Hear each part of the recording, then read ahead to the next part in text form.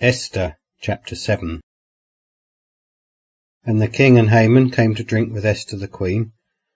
And the king said again to Esther on the second day at the banquet of wine, What is thy petition, Queen Esther? And it shall be granted thee. And what is thy request? Even to the half of the kingdom it shall be done.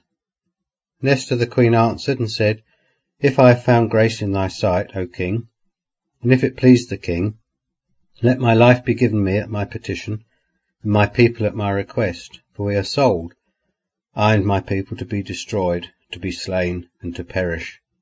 But if we had been sold for bondmen and bondwomen, I had held my tongue, although the adversary could not compensate the king's damage.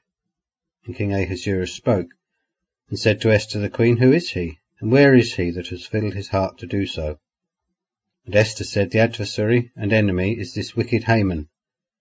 Then Haman was terrified before the king and the queen. And the king in his wrath rose up from the banquet of wine, and went into the palace garden.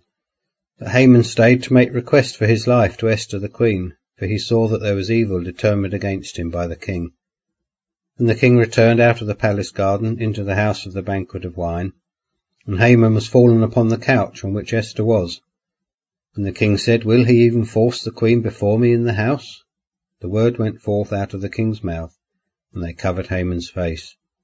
And Harbona, one of the chamberlains, said before the king, Behold also the gallows 50 cubits high, that Haman made for Mordecai, who spoke good for the king, stands in the house of Haman.